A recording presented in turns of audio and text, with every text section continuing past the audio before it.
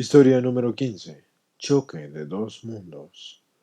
Crecí en una familia de clase media en un pequeño pueblo en el medio oeste de los Estados Unidos y teníamos un negocio familiar, una buena casa, participábamos en la iglesia y desde afuera parecíamos ser una familia ideal. Aprendí desde temprana edad a proteger y a promover esa imagen pública, y esta fue la primera instancia en que desarrollé dos mundos distintos que posteriormente se convertirían en una gran parte de mi adicción sexual. Como verá, detrás de las puertas cerradas había un alcoholismo desenfrenado, maltrato verbal y emocional, y muchas lágrimas y mucha desdicha. Pero esto nunca debe verlo el mundo exterior. Así que fui el quinto de 6 hijos. Los primeros cuatro eran mucho mayores que yo, y eran ya adolescentes cuando yo era niño. Ellos les causaban todos los problemas típicos de la adolescencia a mis padres. Conforme aumentó la tensión por la disfunción de la familia, pronto aprendí mi papel en la familia. Yo era el chistoso. Cuando se empezaban a alzar las voces o escalaba el conflicto, yo corría a romper la tensión contando un chiste o haciendo una broma o parándome de cabeza. Cualquier cosa que distrajera de lo que estaba sucediendo a mi alrededor. También aprendí a adormecer mis emociones. Por naturaleza era un niño muy emocional, pero pronto aprendí que la ira no se toleraba en mi casa, con excepción de la ira de mi padre. Las lágrimas se reservaban solamente para mi madre, y solamente se permitía compartir sentimientos felices con los demás. Estoy bien, con una falsa sonrisa, y eso se convirtió en mi lema. Descubrí la masturbación por accidente, porque un día, cuando tenía 11 años, qué sensación tan maravillosa, qué distracción tan increíble de la tensión y la disfunción en nuestra casa. Rápidamente eso se convirtió en una compulsión para mí, y cada día lo hacía muchas veces al día, al punto de dejarme adolorido. Después de un tiempo, le mostré esta recién encontrada actividad a un amigo mío, e iniciamos una mutua exploración. Nada demasiado en serio y nada con demasiada frecuencia, y ahora que contemplo el pasado probablemente fue una exploración normal de niños. Pero lo que sí recuerdo ahora es que yo estaba mucho más interesado y excitado sexualmente por esto que él. Una cosa en común durante mi adicción es que me aburría con rapidez de cualquier actividad que yo escogía. Necesitaba más estimulación y con el tiempo necesité un mayor riesgo. Así que después de la masturbación compulsiva, empecé con la pornografía y aunque nunca lo tuvimos en casa, los papás de los niños a quienes cuidaba tenían guardada pornografía, así que era fácil para mí usarla. En ocasiones robaba algunas de la farmacia local y cuando esto ya no me ofrecía suficiente estimulación, empecé a masturbarme en lugares en donde había un ligero riesgo de que me atraparan. Recuerdo que me masturbaba en una sala de cine oscura con un abrigo sobre mi regazo, en el asiento trasero del carro, mientras alguien más iba manejando. Recuerdo una ocasión en que yo me masturbé en el balcón del 12º piso de un hotel. Estaba medio esperando que alguien me viera, y todo eso ocurrió cuando yo era apenas un adolescente. Cuando era un adolescente mayor, tuve una relación seria con una muchacha de mi salón. Esa relación pronto se convirtió en una relación sexual, y no había mucho intercambio en nuestra relación sexual. En realidad solamente era otra forma de masturbación para mí. Ambos éramos católicos y creíamos que las relaciones sexuales fuera del matrimonio eran un pecado. Así que pasamos por un patrón de mucha actividad sexual para sentirnos abrumados por la culpa y dejarlo por un tiempo, y después regresar otra vez a mucha actividad sexual, y regresar a la culpa y darle vuelta otra vez. Así que llegué a asociar las relaciones sexuales con el sinónimo de la culpa y la vergüenza. Poco después de la preparatoria, esta novia se embarazó y nos casamos. Yo tenía 18 años entonces y acababa de cumplir los 19 cuando nació nuestra hija. Ambos éramos muy jóvenes y no éramos lo suficientemente maduros para estar casados. Nos divorciamos después de solamente un año y obtuve la patria potestad de mi hija. Tenía 19 años y era el padre soltero de una niña de 18 meses. Así que fue necesario que creciera muy aprisa. Y ahora que contemplo el pasado me doy cuenta de que casi todas mis fantasías de masturbación eran sobre los hombres. Es raro que nunca me preguntara si yo pudiera ser homosexual. La homosexualidad simplemente no era aceptada por mi religión, mi pueblo, que era pequeño, ni tampoco por mi familia, así que yo ni siquiera me podía preguntar eso. Yo solo sabía que sentirme atraído por las mujeres era hacer lo correcto. Una vez durante ese matrimonio reciente tuve una experiencia homosexual y encontré una librería de adultos en el pueblo en donde cursaba la universidad. Era ingenuo y no sabía entonces que las personas se reunían allí para tener encuentros sexuales. Entré a la cabina y estaba viendo un video gay para adultos por primera vez. Fue sumamente estimulante para mí. Y después un caballero mayor me ofreció darme sexo oral y yo se lo permití. Huí de ese lugar, de ese edificio, estando lleno de vergüenza, de temor y de asco. El olor de aquella pequeña cabina permaneció conmigo por semanas. Manejé más de 100 millas esa noche tratando de entender la experiencia. Al fin fui a casa y me metí a la regadera por más de una hora. Estaba tan lleno de vergüenza y no podía creer que yo hubiera hecho algo tan horrible. Estaba seguro en ese momento de que yo no podía ser gay. Después de todo, lo hubiese disfrutado y no hubiera sentido tanto rechazo. Así que el asco me duró unas cuantas semanas y después lentamente regresaron las fantasías acerca de los hombres. Yo no regresé a ningún lugar como ese por mucho tiempo, pero el recuerdo y la fantasía permanecieron. Con el tiempo me gradué de la universidad y conseguí un buen trabajo y me volví a casar. Mi trabajo a menudo me mantenía alejado de mi casa. Mi adicción avanzó hasta incluir las librerías para adultos y los clubes de desnudistas, así como un consumo fuerte del alcohol. Un día iba manejando a casa de mis viajes cuando me detuve en un área de descanso en la carretera. Empecé a leer el graffiti de las paredes del baño. Ahora bien, estoy seguro que todas estas cosas han estado escritas allí toda mi vida, pero yo simplemente no le había prestado atención antes. En esa ocasión las sugerencias de las relaciones sexuales entre hombres me parecieron muy estimulantes. No podía sacar de mi mente esos pensamientos. Durante el siguiente año me encontré en los baños leyendo las paredes y teniendo fantasías y manejando de área de descanso en área de descanso y masturbándome en el camino. En ocasiones me exhibía a los vehículos que eran más altos que el mío, o a los ciclistas que podían ver hacia dentro de mi automóvil. Y lo curioso es que durante ese periodo, en realidad yo no actué con las personas en las áreas de descanso o con las librerías para adultos porque deseaba hacerlo. Yo sabía que ahí estaban, pero yo estaba demasiado asustado, así que descubrí que no es en realidad el alivio sexual lo que es la droga, o lo que nos lleva a ello. En sí, para mí no era eso, sino más bien la persecución, así que yo obtenía una sensación de satisfacción enorme de salir en busca de parejas sexuales y de imaginarme las posibilidades más que de la actividad sexual misma en sí. Un día, cuando me encontraba en un viaje de negocios, crucé la línea de salir en busca de parejas sexuales a actuar con alguien más. Ni siquiera sé cómo nos juntamos, porque me encontraba muy ebrio para cuando un grupo de nosotros fue a un bar esa noche.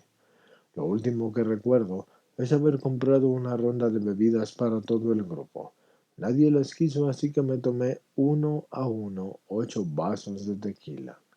No recuerdo mucho después de eso. Salí de mi pérdida del conocimiento en mi habitación del hotel, en medio de tener relaciones sexuales con un hombre muy musculoso que estaba inhalando algún tipo de droga. Todavía estaba ebrio, pero sumamente aterrorizado. No sabía quién era esta persona o cómo es que terminamos juntos. Tampoco había sido expuesto mucho a las drogas.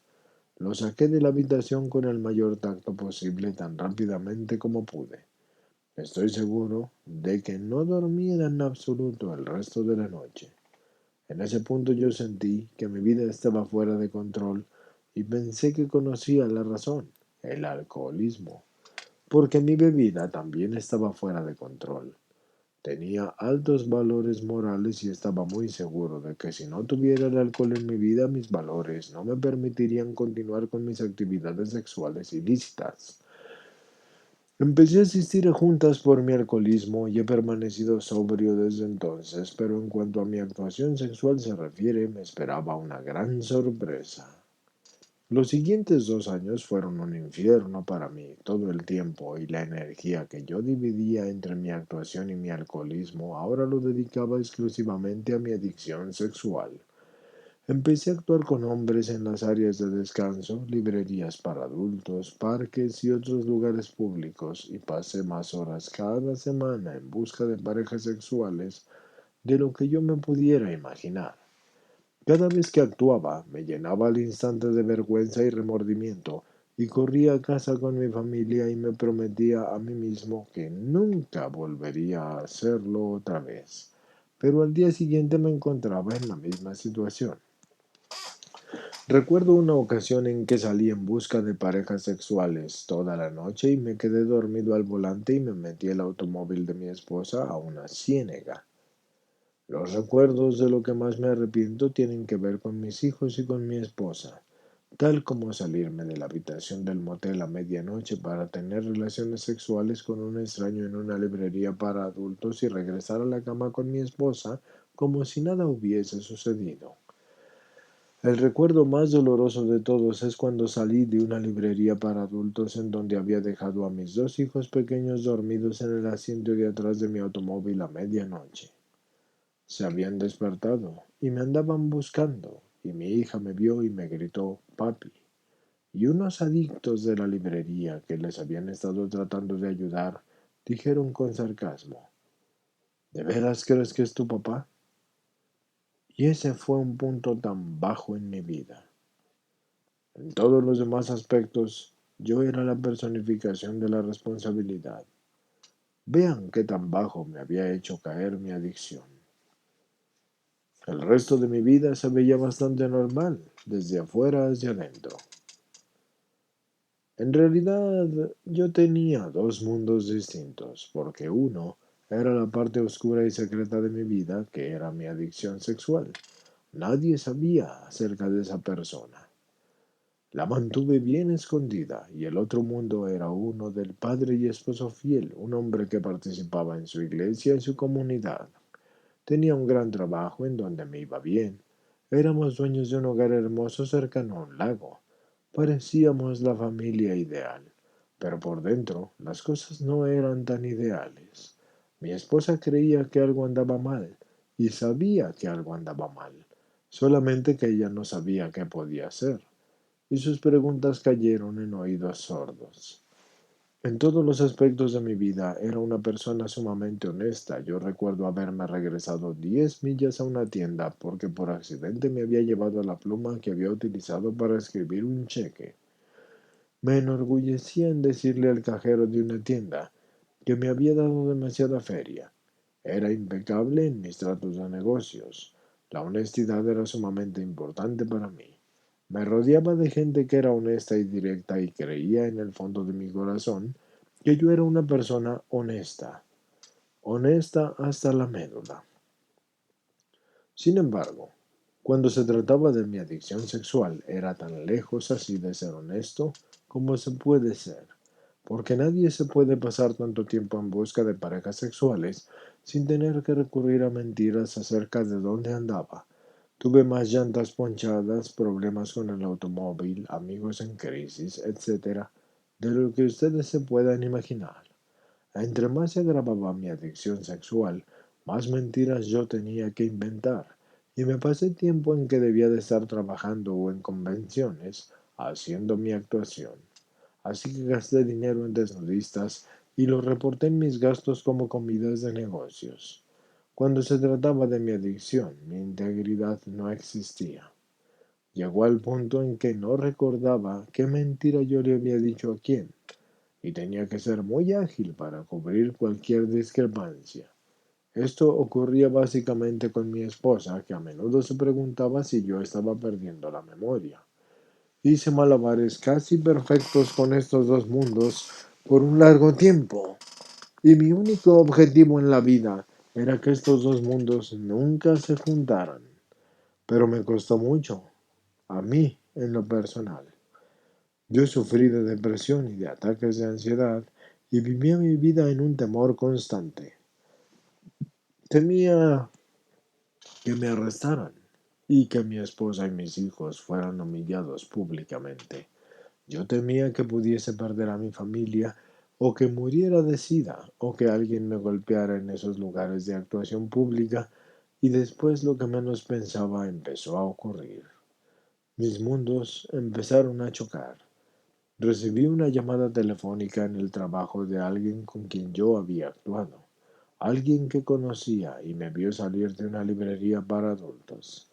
Mi único objetivo durante años había sido mantener esos dos mundos separados, pero ahora me sentía completamente fuera de control.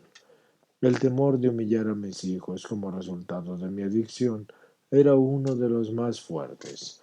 Hasta ese punto en mi vida en realidad nunca había considerado suicidarme y aún en el peor de los tiempos. Pero ahora empezaba a parecerme la opción más lógica. Después de todo, ¿no sería mucho más compasivo que mis hijos perdieran a su padre a la muerte y que no lo arrestaran y que mi nombre saliera en todos los periódicos? Yo tenía un puesto importante y estaba seguro de que mi arresto sería noticia. O no sería más compasivo que yo y me matara.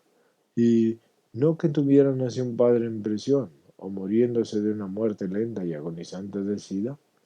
Así que tomé una decisión y en ese entonces fue suicidarme.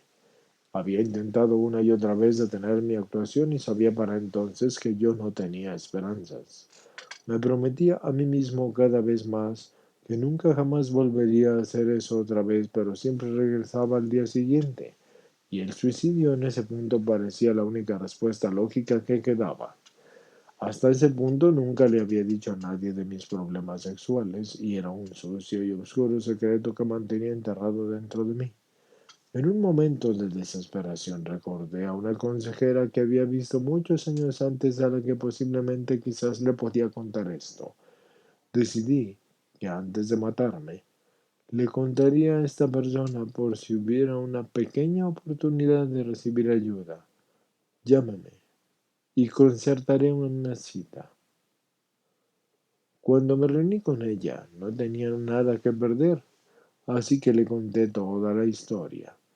Era la primera ocasión en que escuchaba esas palabras en voz alta y me dio miedo y fue doloroso. Se paró de su silla, se me acercó y me dio un abrazo, el cual yo necesitaba bastante. Me dijo que había muchas personas como yo y le dio un nombre, adicción sexual, y me refirió con otro consejero especializado en esa enfermedad y el otro consejero me dio a conocer a sexoadictos anónimos y algunas personas asisten a varias juntas para decidir si en realidad son adictos sexuales o no. Yo no fui una de esas personas. Desde el primer momento en que escuché a alguien contar su historia en una junta, lo supe. Conforme cada persona contaba su historia, me convencí completamente. Me sentí como en casa. Era un gran consuelo saber que no era el único. Hasta me causó ira que hubiera mantenido mi secreto por tanto tiempo cuando había ayuda y comprensión disponibles. A través de la ayuda de mi grupo, mis compañeros adictos sexuales y mi poder superior, yo fui capaz de dejar de salir en busca de parejas sexuales y detener mi actuación. Pude deshacerme de la vergüenza y el remordimiento que habían formado una gran parte de mi vida hasta ese punto. Pude entenderme a mí mismo como un ser humano sexual más que considerar a la sexualidad como un secreto sucio. No puedo decir que la recuperación ha sido perfecta. Ha habido varios tropiezos por el camino y el mayor fue cuando el Internet se hizo tan popular y descubrí cómo buscar parejas sexuales en la carretera electrónica. Pero hoy estoy bien y mi vida, como un todo, es mil veces mejor que el día en que yo llegué a ese AA. El mayor don que me dio la recuperación fue la honestidad porque hoy ya no vivo en mis dos mundos distintos. Lentamente he podido juntarlos en uno solo y he podido detener las mentiras y el engaño. No tengo que cubrir mi rastro o tratar de recordar qué historia le conté a quién, porque esto me ha dado una libertad que yo nunca consideré posible. Otro don que me ha brindado la recuperación es la oportunidad de explorar mi sexualidad porque he tenido estas fantasías toda mi vida, pero nunca me permití la oportunidad de preguntarme acerca de mi orientación sexual.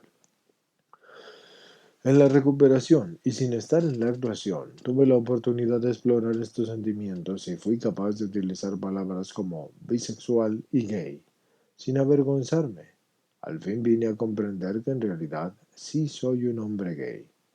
Pasé 7 de los 11 años en que estuve casado en terapia de parejas tratando de solucionar una multitud de problemas misteriosos.